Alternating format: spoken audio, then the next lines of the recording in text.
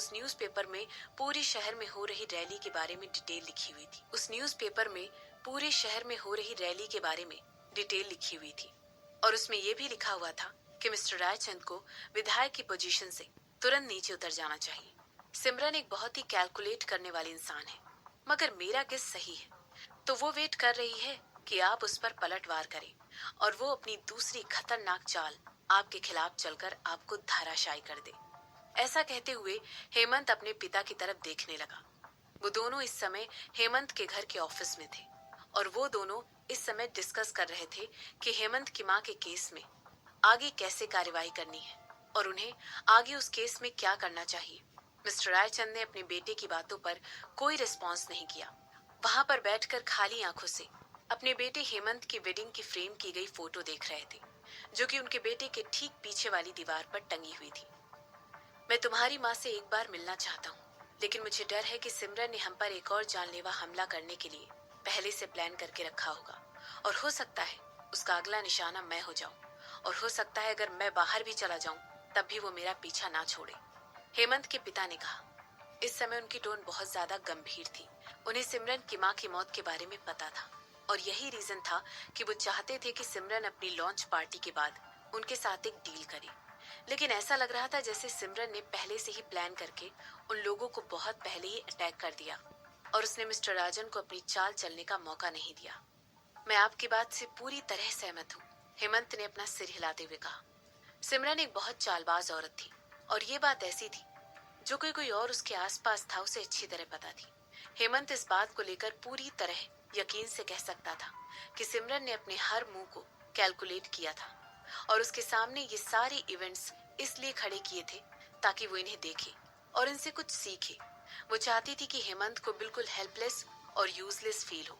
ये बात बिल्कुल साफ थी कि हेमंत को फील हो रहा था कि सिमरन का बिहेवियर वो था जो कि उसने 7 साल पहले उसके साथ किया था। शायद वो उसी बात का बदला निकाल रही थी। मैंने माँ का कन्फेस करने वाला वीडियो देखा था जिसमें वो कह रही थी कि उन्होंने ही सिमरन की माँ को मारा है। हेमंत की ये बात सुनकर उसके पिता की आंखें बाहर आ गईं। मुझे जरा सा भी सरप्राइज नहीं होगा अगर सिमरन ने किसी को कहकर जेल में उन्हें टॉर्चर करवाने की कोशिश की तो, हेमंत ने अपनी बात को आगे बढ़ाते हुए कहा। हालांकि उसे इस समय अपनी माँ के लिए बुरा भी लग रहा था, लेकिन उन पर गुस्सा भी आ रहा था। लेकिन हेमंत उनके लिए इस समय कुछ भी नहीं कर सकता था। बिल्कुल अपने पिता की तरह ही वो सिमरन के पास जाकर उसके जाल में फंसना नहीं चाहता था और वो कोई रिस्क भी नहीं लेना चाहता था। सिमरन की चालाकियों से सभी लोगों को चोट पहुंच रही थी, इसीलिए उसे सभी लोग बहुत डर कर घबरा कर चल रहे थे। वो लोग उससे सावधानी बरतना चाहते थे, लेकिन ना चाहते हुए भी वो उसकी चालों में फंसता जा रहा था। वो नहीं चाहता था कि उसकी किसी बेवकूफी की वजह से वो सिमरन के बनाए हुए जाल में फंस जाए। हेमंत और उसके पिता दोनों ही इस बात को अच्छी तरह जानते थे। यहाँ तक कि रिद्धिमा भी, जिसने अभी अभी एक बच्चे को जन्म दिया था, वो ये सब जानकर बिल्कुल पागल हो गई थी। रिद्धिमा ने जब से बच्चे को जन्म दिया था वो तब से अपने घर पर ही रह रही थी। हालांकि कपूर फैमिली में और रायचंद फैमिली में जो कुछ भी हो रहा था उस बात से सिमरन बिल्कुल भी अनजान नहीं थी और ना ही उससे कुछ छुपा हुआ था और इसी बात से वो बहुत ज्यादा डर गई थी। वो इतनी डर गई थी कि रातों को चैन से सो भी नहीं पा रही थी। अभी अभी माँ बनने की वजह से रिद्धिमा के अंदर की ममता जाग उठी थी और वो किसी भी तरह अपने बच्चे को प्रोटेक्ट करना चाहती थी। उसे डर था कि सिमरन एक दिन उसके और उसके बेटे के पीछे जरूर आएगी और उन्हें चोट पहुंचाने की कोशिश जरूर करेगी। मेरा बेटा हर 2 घंटे में उठ जाता है, रिद्धिमा ने कहा, क्योंकि वो रातों को सो नहीं पा रही थी और उसके मन में एक डर था। इसीलिए उसने आया को भी अपने बेटे को खुद से दूर नहीं करने दिया, क्योंकि उसे कहीं ना कहीं ये लग रहा था कि सिमरन किसी को पैसे देकर उसे मरवाने की कोशिश जरूर करेगी। तो फिर तुम्हें वो जो तुम्हारे पास इतने सारे टॉनिक हैं और वो सारे विटामिन लेना भूलना नहीं चाहिए। तुम्हें अपनी बॉडी के लिए कुछ सप्लीमेंट्स लेने ही पड़ेंगे। ऋत्विक ने ऐसा कहते हुए रिद्धिमा को एक बॉक्स पकड़ा दिया। माँ ने मुझसे कहा था कि मैं तुझे ये दे दूं। उन्होंने कहा था कि सारे इम्पोर्टेंट टॉनिक्स हैं जो कि तुझे जल्द से जल्द रिकवर करने में मदद करेंगे। रिद्धिमा ने तुरंत ही बॉक्स ले लिया और अपने भाई को देखकर धीरे से मुस्कुराने लगी। तुम्हें हुआ क्या है? ऋत्विक ने ऐसे पूछते हुए भाग लिया था कि उसकी बहन को उससे कुछ कहना था। वेल, मैं, क्या वो सिमरन थी?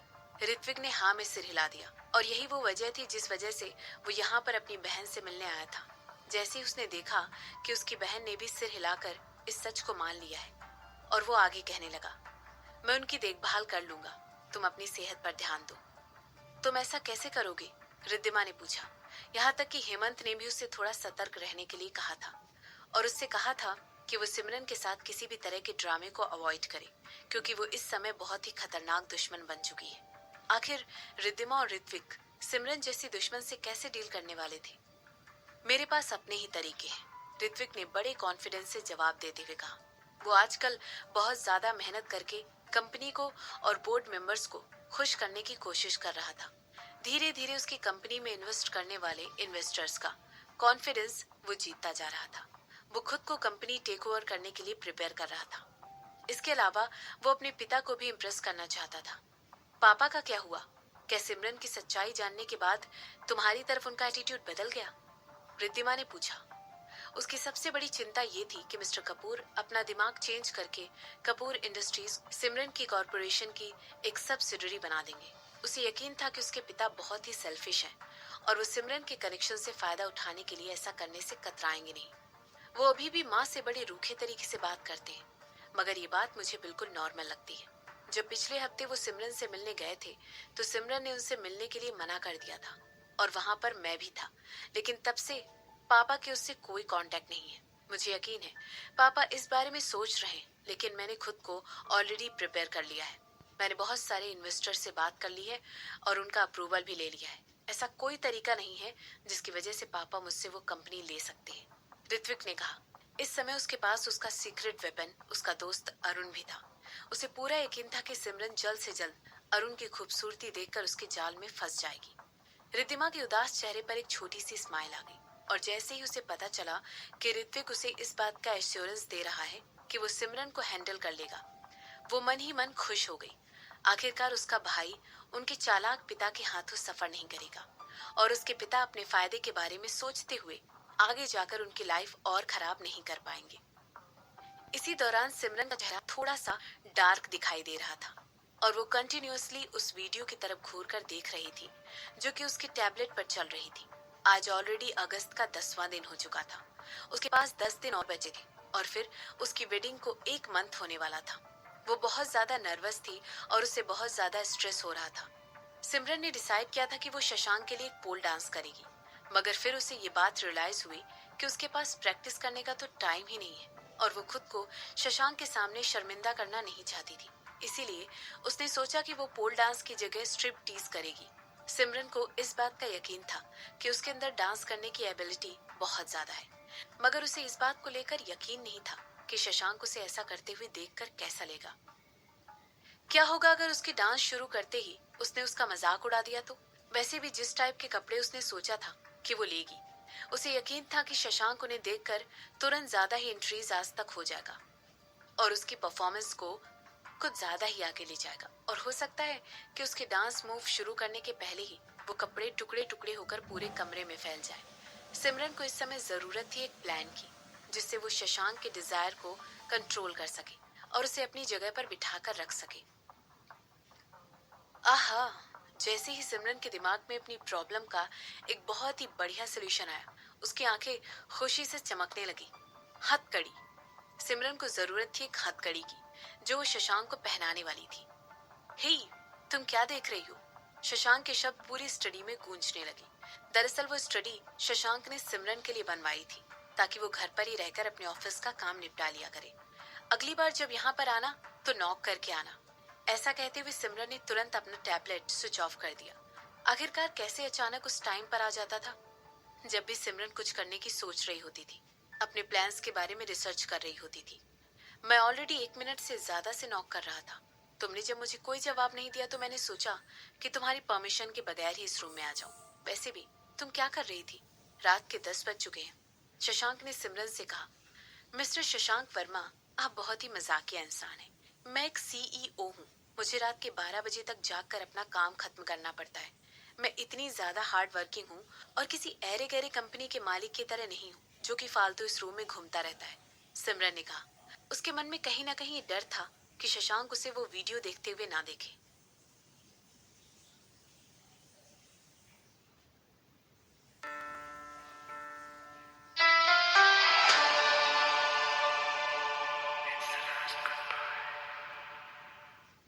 खाली नहीं हूँ और ना ही फालतू हूँ।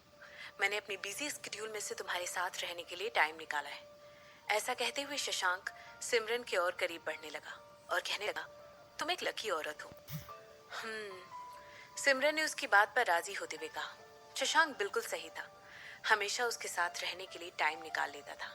लेकिन अचानक से सिमरन ने बिना कुछ सोचे समझे शशांक से कहा, बाय द वे मुझे याद है मनमीत ने कहा था कि तुमने मेरी बहुत सारी पेंटिंग्स बनाई हैं, क्या मैं उन्हें देख सकती हूँ? ऐसा कहते हुए सिमरन ने तुरंत शशांक का अटेंशन डाइवर्ट कर दिया। आखिर वो क्या करती अगर शशांक इंसिस्ट करता कि उसे सिमरन टैबलेट में जो कुछ कर रही थी वो देखना था। उसकी सारी चोरी पकड़ी जाती और उसका सरप्राइज भी बर्बाद हो जाता। आह, उसके लिए तुम्हें सीढ़ियों से नीचे जाना होगा। ऐसा कहते हुए शशांक ने सिमरन की बात का जवाब दिया और अपना हाथ आगे बढ़ाते हुए उसे इनवाइट किया। इसके बाद वो आगे कहने लगा, आ जाओ, मैं तुम्हें अपने सीक्रेट स्पेस में लेकर चलता हूँ। इसके रिस्पॉन्स में सिमरन ने उसे अपना हाथ दिया और वो दोनों रूम से साथ में बाहर निकल आए। वो रूम जिसकी शशांक बात कर रहा था वो मास्टर बेडरूम के कंपैरिजन में इतना ज्यादा बड़ा नहीं था, मगर जितने कैनवस वहां पर रखे हुए थे वो बात हैरान कर देने वाली थी। वहां पर कैनवस एक कोने में एक के ऊपर एक रखे हुए थे और कुछ पेंटिंग्स वहां पर दीवार पर डिस्प्ले हुई थी। वो रूम किसी आर्ट गैलरी से कम नहीं लग रहा था। कुछ पेंटिंग्स वाकई में बहुत पुरानी थी और उन्हें सब कुछ वाकई में इमेजिनेशन से बनाई गई थी, क्योंकि उनके फीचर्स इतने ज़्यादा एक्यूरेट नहीं थे। ऐसा इसलिए था क्योंकि शशांक को पता नहीं था कि सिमरन इतने सालों तक उससे दूर रहने के बाद अब कैसी दिखती थी। इतने सालों तक उससे दूर रहने के बाद उसके मन में सिमरन की जो छवि थी उसके अकॉर्डिंग उसने सिमरन को तस्वीर के रूप में पन्नों पर उतारा था। सिमरन वहां पर अपनी पेंटिंग देखकर बहुत ही ज्यादा चौंक गई। उसके होंठ धीरे से उठकर एक स्माइल में बदल गए और इसके बाद वो उस पेंटिंग के पास खड़ी हो गई जिसमें एक बच्ची नदी के किनारे से स्टोन्स कलेक्ट कर रही थी। ये बात बिल्कुल ऑब्वियस थी कि वो सिमरन के बचपन की तस्वीर थी जब वो छोटी सी बच्ची हुआ करती थी। सिमरन ने अपना हाथ उठाकर उस पेंटिंग को टच करने की कोशिश की, लेकिन शशांक ने तुरंत उसका हाथ पकड़कर उसे रोक दिया। तुम ऑयल पेंटिंग्स को टच नहीं कर सकती हो, शशांक ने सिमरन को याद दिलाते हुए कहा। ओ हाँ, सही कहा तुमने, सिमरन ने सिर हिलाकर कहा। हाँ, वो वाकई में इस बात को भूल गई थी। वो उस पेंटिंग में पूरी तरह खो गई थी। सिमरन अपने ही ख्यालों में उस समय इतनी ज्यादा खोई हुई थी कि उसे याद ही नहीं रहा कि उसका किया गया एक सिंपल सा टच उस ऑयल पेंटिंग को पूरी तरह बर्बाद कर सकता है। सिमरन ने एक आह भरते हुए कहा, एक बार फिर से उस पेंटिंग की तरफ देखा। क्या हुआ? शशांक ने पूछा। क्या तुम्हें ये पेंटिंग अच्छी नहीं लगी? मुझे ये बहुत अच्छी लगी, मगर मैं भूल गई थी कि चाहे कितना भी छोटा हूँ, लेकिन मेरा एक छोटा सा टच भी इस पेंटिंग को पूरी तरह बर्बाद कर सकता है और उसकी खूबसूरती को खराब कर सकता है। ऐसी ही एक पेंटिंग जो तुम्हारे ऑफिस में लगी हुई है, उसे तुमने टच कर लिया था ना? शशांक ने तुरंत सिमरन की बात सुनते ही कहा। इसके रिस्पॉन्स में सिमरन ने धीरे से सर हिलाते हुए कहा, आई एम सॉरी। सिमरन ने धीरे से कहा। वो दोनों इस समय एक दूसरे के इतने पास खड़े थे कि चाहे कुछ भी हो जाए उसकी धीमी से धीमी आवाज भी शशांक बिल्कुल ठीक तरीके से स्पष्ट सुन सकता था। हे, उस पेंटिंग के बारे में चिंता मत करो। ऐसा कहते हुए शशांक ने उन कैनवस की तरफ पॉइंट करते हुए कहा जो एक ढेर लगे हुए एक कोने में रखे हुए उसके लेफ्ट हैंड की साइड रखे हुए थे। इसके बाद वो कहने लगा, क्या तुम्हें वो सब दिखाई दे रहे हैं? वो ब्यूटीफुल पीसेस, तुम उनमें से कोई भी एक चीज कर सकती हो और मैं उन्हें तुम्हारे ऑफिस एक डिलीवर कर दूंगा। सच में? सिमरन ने तुरंत शशांक से कहा। इस समय शशांक की तरफ देखकर उसकी आंखें अलग ही चमचमाहट से भरी हुई थी। Double faced. ऐसा कहते हुए शशांक तुरंत सिमरन की तरफ मुड़ गया और उसकी आंखें शरारत से टिमटिमाने लग गई। मैंने उस पेंटिंग में बहुत ज्यादा टाइम और एनर्जी लगाया है मिसेस वर्मा। आपके लिए बिल्कुल सही होगा अगर आप मुझे जो भी डैमेज आपने इस पेंटिंग को किया है उसके लिए कंपनसेट करने के लिए कुछ दे दो। ऐसा कहते हुए शशांक एक बार फिर सिमरन की तरफ देखने लग गया। शशांक की ये बात सुनकर सिमरन की आंखों में शर्म आ गई और उसकी तरफ देखते हुए उसके होंठ उठकर एक मुस्कुराहट में बदल गए। चालाक हो तुम, सिमरन ने कहा। मेरे पास एक बहुत ही चालाक वाइफ है। मुझे अपनी वाइफ की जरूरतों को पूरा करने के लिए थोड़ा तो बदलना पड़ेगा ना? शशांक ने सिमरन की बात का जवाब देते हुए कहा। इसके बाद वो आगे कहने लगा, ओह, तुमने मुझे चुटकी क्यों काटी? तुम्हें पता है मिस्टर वर्मा, ऐसा कहते हुए सिमरन अपने टोस पर खड़ी हो गई और शशांक के कान की तरफ झुकते हुए अपनी आवाज दी और अपनी आवाज में कहने लगी, एक बार तुम मुझे पकड़ लो, फिर मैं। ऐसा कहते हुए सिमरन ने शशांक को एक नखरीली मुस्कान दी और उस रूम से तेजी से भाग गई। शशांक वहां पर खड़ा होकर सिमरन को देखता ही रहा। एक छोटी सी विला में स्विट्जरलैंड की छोटी सी जगह पर खड़े होकर एक खूबसूरत औरत जिसने स्काई ब्लू कलर की ड्रेस पहनी हुई थी, अपने हाथों में फोटो की एक गड्डी लेकर उनकी तरफ घूर कर देख रही थी।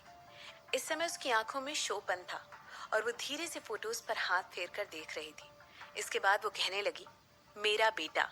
ऐसा कहते हुए आंसू का एक कतरा धीरे से उसके गालों से होता हुआ नीचे गिर गया। उसने तुरंत एक हैंकी निकालकर अपनी आंखों से वो आंसू पोंछ लिया और एक छोटी सी सुंदर स्माइल देते हुए कहने लगी, ये दोनों साथ में कितने अच्छे लगते हैं ना। ऐसा वो अपने सामने बैठे आदमी से पूछ रही थी। वो दोनों बिल्कुल परफेक्ट हैं। ऐसा कहते हुए वो आदमी मुस्कुराने लगा। मुस्कुराते हुए उसकी आंखें छोटी हो गई थी और उसने उस औरत का हाथ अपने हाथों में लेते हुए कहा, हम उन लोगों से मिलने कब जा रहे हैं। उसके सामने खड़ी हुई औरत ने उसकी बात का कोई जवाब नहीं दिया, यहाँ तक कि वो उस फोटो में उस आदमी की शक्ल देखने लगी और इस समय उसकी आंखें आग उगल रही थी। 30 साल से ज्यादा हो चुके थे और उसके बच्चे को उससे छीना जा चुका था। 30 साल का गुस्सा और दर्द उसके सीने में छुपा हुआ था। हालांकि वो आज तक उसे देख नहीं पाई थी। अगर वो ऐसा करती तो हो सकता है वर्मा फैमिली को इस बात का पता चल जाता। वो लोग उसके बच्चे को ढूंढ लेते, वो लोग उसे चोट पहुंचाने की कोशिश करते, या हो सकता है वो लोग उसे दोबारा मारने की भी कोशिश करते। ललिता, तुम्हारे पिता तब से इस बात को मॉनिटर कर रहे हैं जब से वो आदमी शशांक की मौजूदगी के बारे में जान गया है। उन्होंने अपने आदमियों को शशांक और उसकी वाइफ के पीछे कॉन्स्टेंटली फॉलो करने के लिए लगाया हुआ है। पिछले महीने उसने शशांक को न्यूयॉर्क में होने वाले एक गाला में भी इनवाइट किया था। अगर वर्मा फैमिली को नहीं, वो नहीं करेंगे, ललिता ने कहा। इसके अलावा मेरे बेटे ने एक बहुत ही पावरफुल औरत चुनी है। मुझे इस बात का शक है कि मेरे पिता जल्द ही इस बात पर कोई ना कोई एक्शन जरूर लेंगे। वो एक बहुत ही कैलकुलेट करने वाले आदमी हैं। वो इस बात का पता लगाने की कोशिश जरूर करेंगे कि उन लोगों की शादी के पीछे की स्टोरी क्या है और तभी वो खुद को अपने ग्रैंड सन से इंट्रोड्यूस करेंगे, ललिता ने समझाते हुए कहा। इसके बाद वो आगे कहने लगी, मेरी सोर्सेज ने मुझे बताया है कि सिमरन वर्मा दूसरी जगहों पर भी ब्रांच आउट करने का प्लान कर रही है। तुम्हें ऐसा लगता है? उस आदमी ने पूछा। ललिता ने सिर हिलाते हुए कहा, जिस पोजीशन में वो इस समय है वो आज या तो कल वर्मा फैमिली से जरूर मिलेगी। तुम्हें उस सिमरन पर इतना विश्वास क्यों है? वो इतनी भी सीधी सादी नहीं है जैसा कि मुस्कुराते हुए लगती है।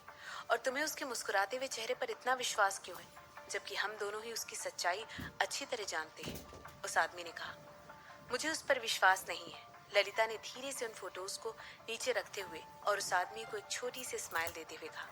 इसके बाद उसके चेहरे पर एक चमक आ गई जब वो आगे कहने लगी, मुझे अपने बेटे के जजमेंट पर पूरा भरोसा है। उस आदमी ने धीरे से अपना सर हिलाया और इसके बाद वो ललिता के सामने रखा हुआ चाय का कप भरने लगा और कहने लगा, सिमरन जानना चाहती है कि 7 साल पहले क्या हुआ था। एक बार उसे पता चल गया कि हमारी ग्रैंड चाइल्ड को जानबूझकर मारा गया था। मुझे इस बात पर शक है कि वो इस सच को ठीक तरीके से हैंडल कर पाएगी या नहीं। वो भले ही एक माना हो, मगर वो काफी सालों से ललिता के इर्द गिर्द रहा है और वो अच्छी तरह जानता है कि एक माँ का प्यार एक अलग ही स्पेशल भावना होती है। मेरा बेटा उसे अच्छी तरह हैंडल कर सकता है, मुझे उस पर पूरा भरोसा है। ऐसा कहते हुए ललिता ने उस आदमी से चाय का कप ले लिया और उसका एक घूंट भरने लगी। जब शशांक 7 साल पहले जो कुछ भी हुआ था उसके बारे में इन्वेस्टिगेशन कर रहा था, तो ललिता ने अपनी तरफ से भी एक इन्वेस्टिगेशन स्टार्ट कर दी थी और अपने हस्बैंड के इन्फ्लुएंस से उसे सच का पता चल गया था। हालांकि वो शशांक और सिमरन को वार्न करने के लिए कुछ भी नहीं कर सकती थी, क्योंकि उसे डर था ऐसा करने से वर्मा फैमिली को शशांक के बारे में पता चल जाएगा। इसके बाद उसने धीरे से अपना सर हिलाया और एक बड़ी सी आह भरी। मेरी सबसे बड़ी चिंता तो ये है कि सिमरन सच पता लगाने के बहुत करीब पहुंच चुकी है और मुझे यकीन है उसे इसका दाम भी जल्द ही चुकाना पड़ेगा। तो फिर तुम अपने बारे में उन लोगों को बताने का सोच रही हो? उस आदमी ने कहा। उस आदमी की बात सुनकर ललिता कुछ सेकंड्स के लिए उसकी तरफ घूर कर देखने लगी और कहने लगी, मुझे नहीं पता, और अगर सच कहूँ तो मैं चाहती हूँ कि मैं उसे सच अभी बता दूँ या फिर कल बता दूँ, मगर मुझे नहीं लगता है मेरे पास शशांक को सच बताने की हिम्मत है। मैं उसे बताना चाहती हूँ कि मैं उसकी माँ हूँ और मैं उससे हमेशा ही दूर से बड़ा होते हुए देखती आई हूँ। मैं नहीं चाहती हूँ कि मेरे बेटे को पता चले कि उसकी माँ इतनी ज्यादा बुज़दिल है। कोई ऐसा जो कि परछाइयों में छुपता आ रहा हो और उस तक पहुंच ना पा रहा हो। वो उसकी खुद की सेफ्टी के लिए है। उस आदमी ने इस बात का रीजन बताते हुए कहा। इसके बाद वो आगे कहने लगा, हमारा बेटा इतना स्मार्ट है कि ये सब बातें समझ जाए। मैंने गलत चॉइस कर ली। तपन में गलत थी और मुझे नहीं लगता है वो कभी भी इस बात को समझेगा। ऐसा कहते हुए वो एक और आह भरते हुए खिड़की के बाहर दिखाई दे रहे खूबसूरत वार्डन की तरफ देखने लगी। नोट: वर्मा फैमिली शशांक वर्मा की वर्मा फैमिली से अलग।